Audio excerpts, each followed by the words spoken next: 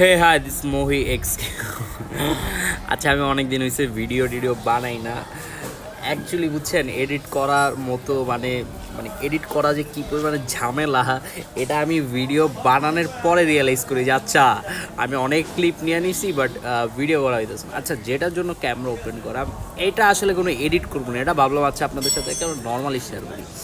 সেটা হচ্ছে কি জানেন, আপনি দুনিয়াতে যদি বেস্ট কোনো কম্পেনিয়নশিপ তৈরি করতে চান, যে যাই আমি লেটস সে আমার সাথে অলওয়েজ থাকবে বা আড্ডা দিবে, ঘুরে ফিরে, এমন একজন মানুষ, বাট মানুষ না, সরি, মানে ধরেন কম্পেনিয়নশিপে এটার তো আসলে জেন্ডারিফাই করতে পারতেছেন না বা হিউম্যান ক্যাটাগরাইজ করতে পারতেছে না। আচ্ছা, যেটা বলতেছিলাম, এমন যদি কাউকে চান যে আমার সাথে অলওয়েজ থাকবে, ঘুরবে ফিরবে, আপনারা কী করতে পারেন জানেন? আপনার এলাকার যতগুলো কুকুর আছে না, এদেরকে খাওয়ান, এক সপ্তাহে একবার করে খাওয়ান বা এক সপ্তাহে দুইবার খাওয়ান, কোনো প্রবলেম নেই। খাওয়াইলে হইবে কি, এরা অলওয়েজ আপনার লগে লগেই থাকবে। আমি আপনার একটা এক্সাম্পল দেখাই। এই এরিয়া দেখতেছেন না, ওই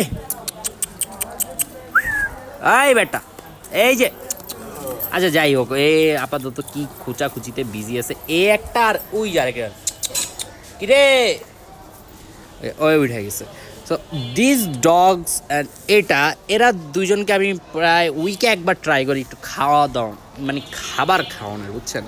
অ্যান্ড এরা হয় কি, এরা আমি মানে বের হইলে অলওয়েজ আমাকে কাইন্ড অফ প্রোটোকল দেয়।